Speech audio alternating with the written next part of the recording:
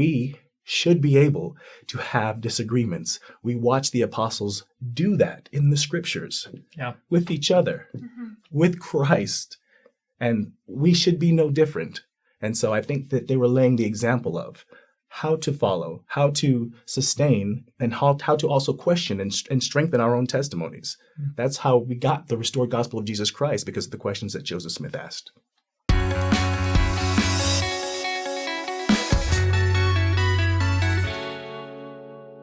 Hey guys, welcome back. We're here again with Mauli Bonner.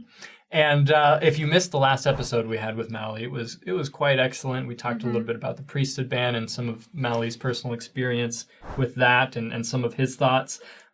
Today, we're going to be responding to some comments from that. Well, not us. Mauli's going to be responding to some of the comments that we got on that video. So first of all, welcome back. Thank you.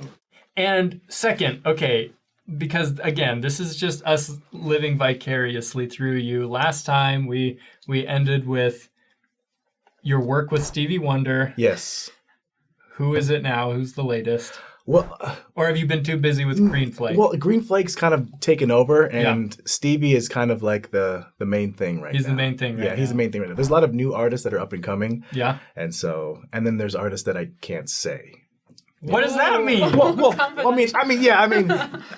okay, so if you can imagine, so if I'm the guy that's going to be teaching someone how to sing and what not to sing sometimes, like lip sing this, don't sing that.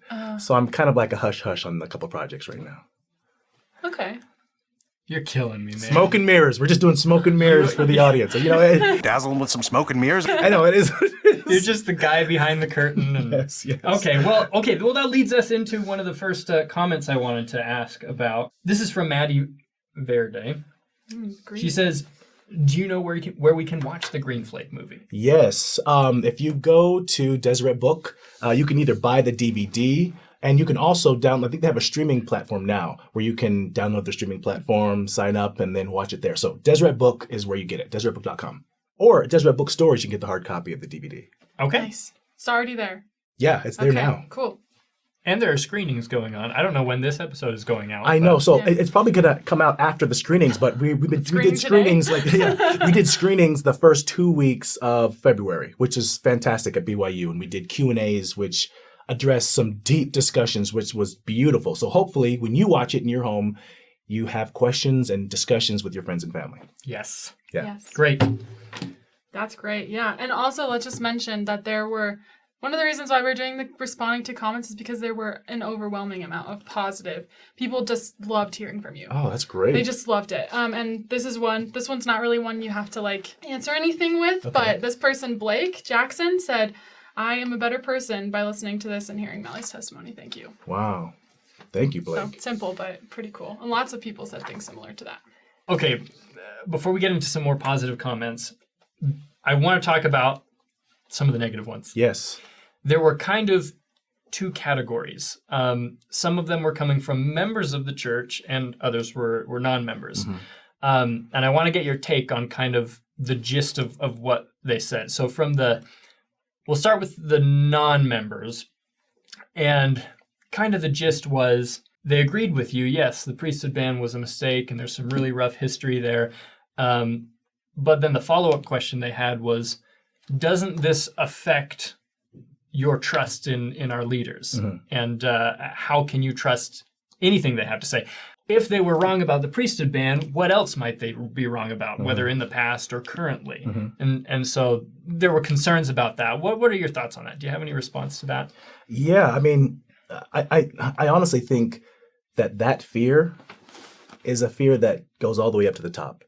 I think that there's also a fear with leaders.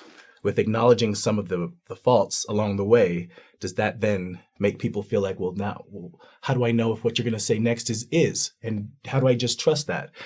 And really, we're supposed to do what they ask us to do, was just take it to the Lord. Like when things are said, we take it to the Lord. And I know that there's going to be more things said that I disagree with. And policies that I'm questioning.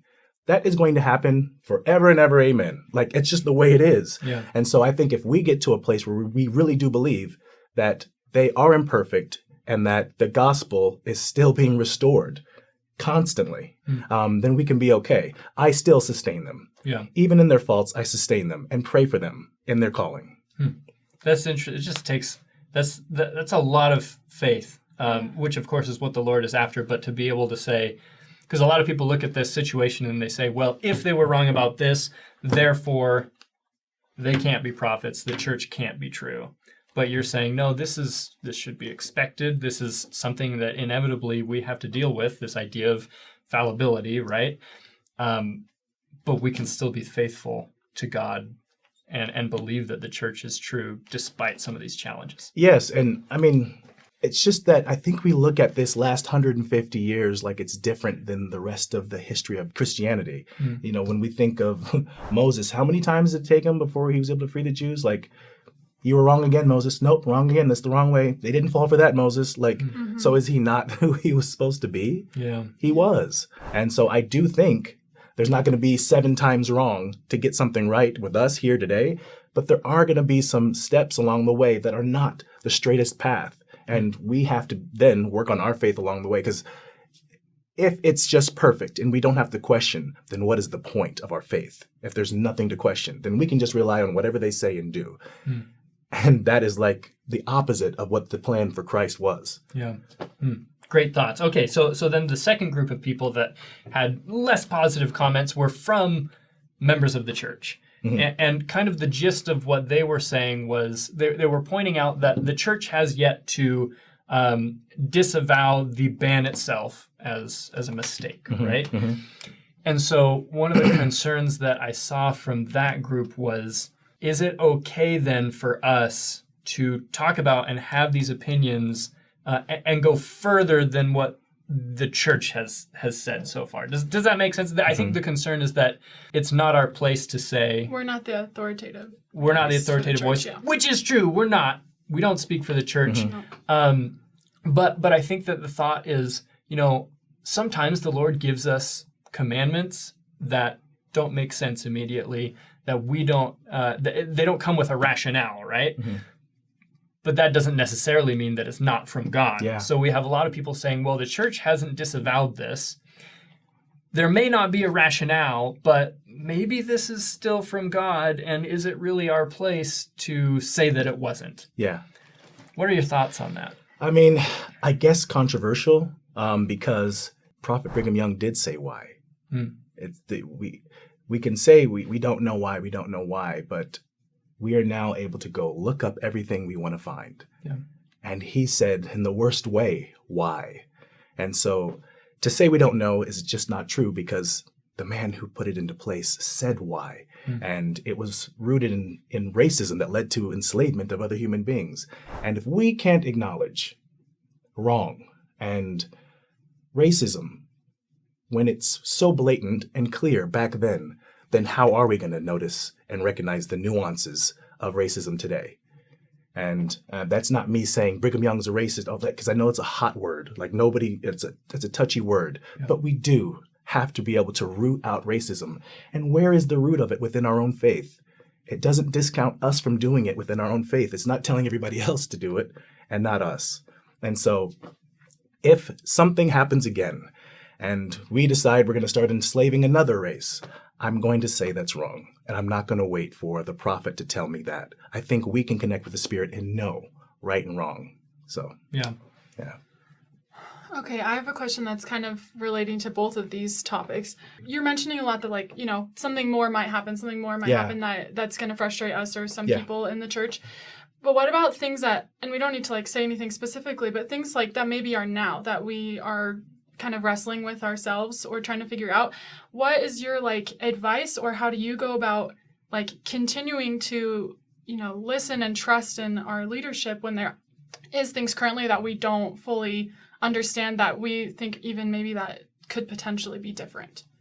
Yeah, I mean, the most recent one was from one of the leaders of the General Young Men's Presidency and the fireside he gave. And this is the way I see that. I think that we're unraveling those words that were said and how hurtful they were to certain groups, and groups that don't even look like Black people were equally as offended by them. And now he has the opportunity to heal more than anyone has ever had the opportunity to do. I pray for him every night, and I'm talking about Brad Wilcox. I pray for him because he is carrying this mantle of being able to heal and fully repent of the pain that was caused to other members of the church and outside of the church, all the things that were said. And I believe that he's capable of being able to say, whoa, this was not okay. And this is the truth. And this is where we stand. And I think a leader that can do that, if there's a double sustain, I'll do that. Because I think that's a beautiful thing to see somebody come full circle. Yeah. I think that really embodies the idea expressed in D&C 121 about having charity towards all men and towards the household of faith.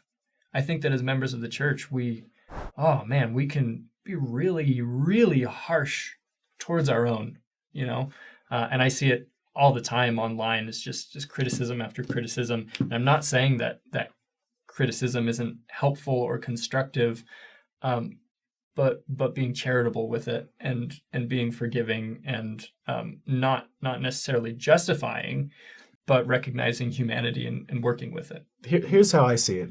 I always like to connect it to the scriptures, like the New Testament, and Peter being an apostle who walked with Christ. He served with Christ, was the right-hand man to Christ, and to deny him in front of everyone, watching Christ suffer and die, in front of Christ's mother. How could Peter do that? Ooh. How could he do that? And so... that paints a picture. So then what do we do? Is he still an apostle? Is he still ordained? Absolutely. And he has his process of redemption for himself and for those who are following. And I'm sure he did that work. And that's no different than the leaders today. I would hope that when another leader does misspeak, that we do look to those who are suffering and hurt by that, and to look to the healing that can be done. I'm not going to tear down Peter, and I'm not going to tear down Brad, but I do hope that there's education and redemption and healing from that. Sure. Yeah. Sure. Does it make you an apostate if you go further than what the leaders have said on this subject? Does it make you less faithful to say the priesthood ban was a mistake, even though the church itself hasn't gone there yet? Yeah, I think that's a great question. I don't think so, because right is right and wrong is wrong. Evil is evil and good is good. And even though it was the practice to enslave other members of the church back in the 1850s, and it was all members of the church that put that into that legislation forward, does not mean that those who disagreed with that are going against the church. They're just following what they feel to be true in their heart. Doesn't mean that they have control over the future. I can't control the future of the church because I disagree with something. But we should be able to have disagreements. We watch the apostles do that in the scriptures, with each other, with Christ. And we should be no different. And so I think that they were laying the example of how to follow, how to sustain, and how to also question and strengthen our own testimonies. That's how we got the restored gospel of Jesus Christ, because of the questions that Joseph Smith asked. Love it. Yeah, all right. That's good. Okay, tough stuff over. Another question. Obviously it's not over. There will be lots of comments about this and discussion about this. But let's get back to some of these fun comments. Let's see, this is from Lulu. Me and my 4 sisters are recent converts to the church. We're African, and not too long ago, my younger sister got the green light from our parents to get baptized. She's been asking me questions about blacks in the priesthood, and I found myself having the same questions. I felt like she has a harder time with this matter than I do, because normally, I normally just trust and not question the things that are hard for me to understand. Even as a returned missionary, I still didn't have a response for my sister. Thank you so much for this video. It has taught me so much, and I will share it with my sister. Mistakes happen. Quote, the Lord has to work with people who are not perfect. This must be terribly frustrating for him, but he deals with it. Elder Jeffrey R. Holland. Yeah. I know it's difficult, and I don't have an answer to make those questions less relevant in her life. But I can say that I hope that your sister and you and we all are getting to the root of our testimony. so that when there are things like this priesthood ban and the terrible things that happen in the world, how did those things happen? If our testimony is rooted in Jesus Christ, then the rest is really irrelevant.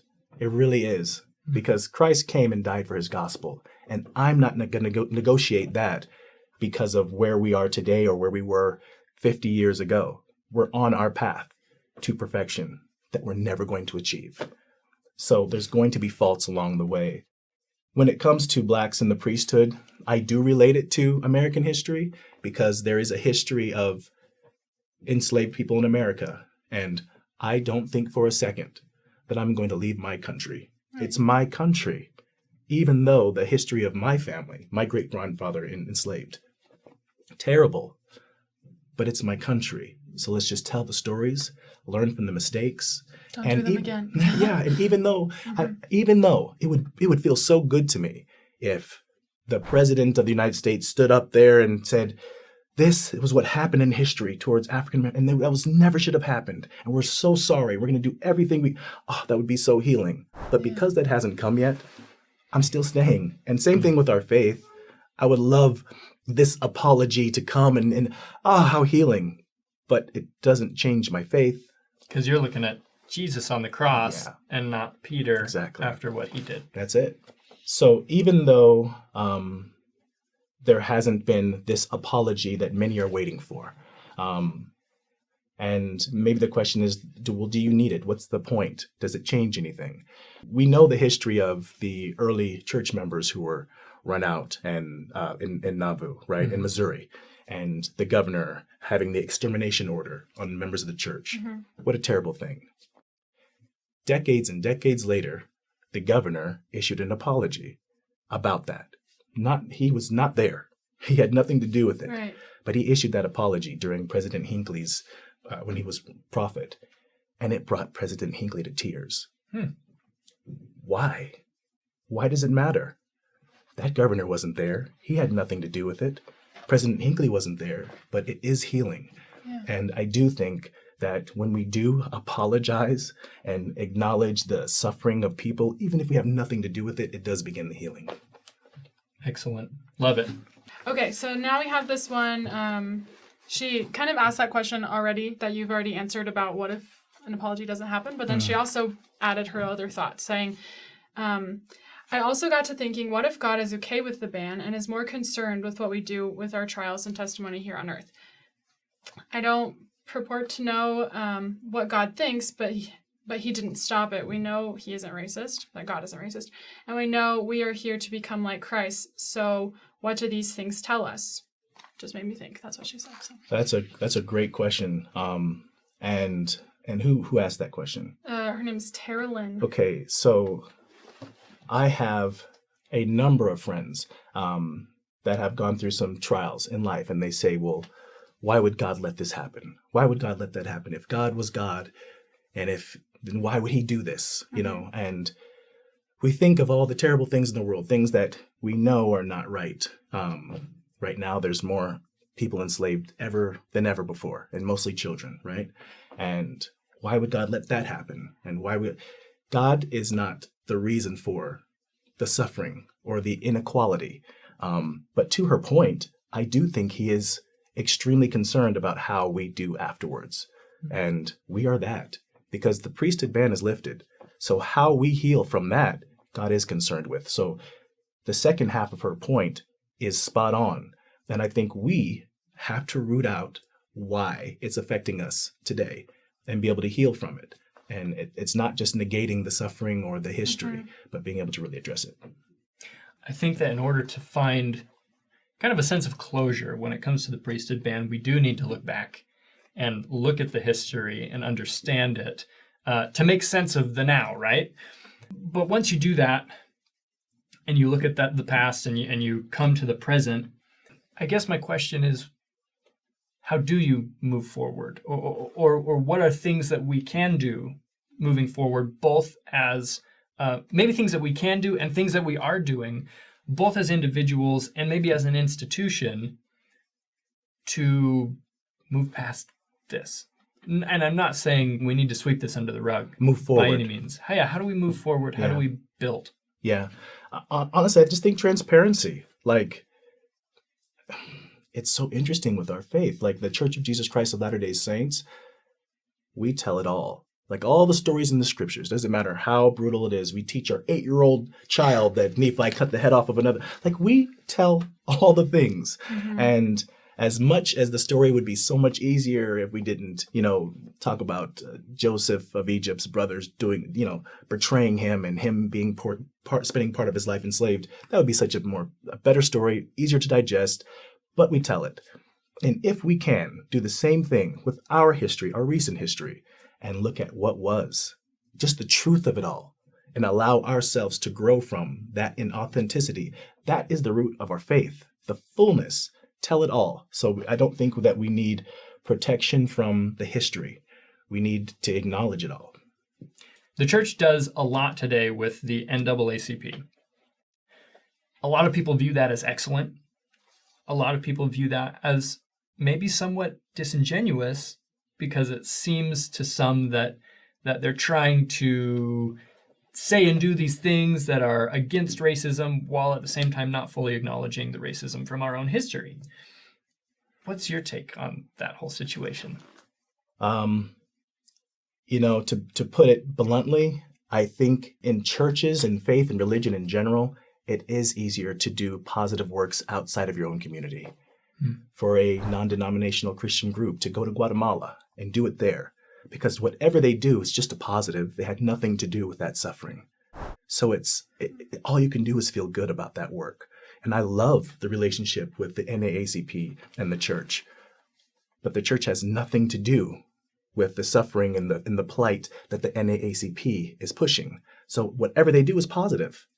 And so I think it's tough when you go within your own home because, the church, we use that loosely. What does that, the church even mean? But the church is a part of the oppression within the church. So to deal with that, you're also dealing with pain.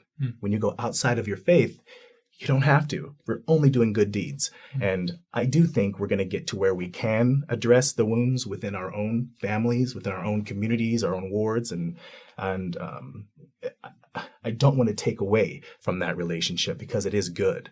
But it shouldn't replace the healing that needs to be done at home. Yeah, I see that. That's really good. Well, this has been another awesome This episode. This was deep.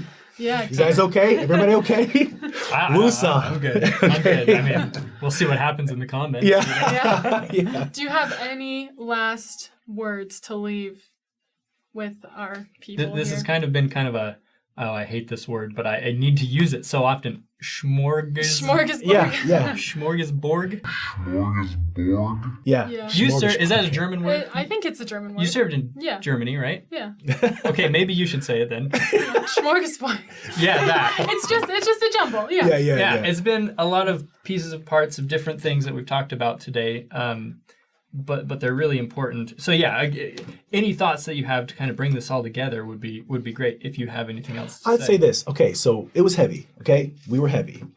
Woosah, and that's okay.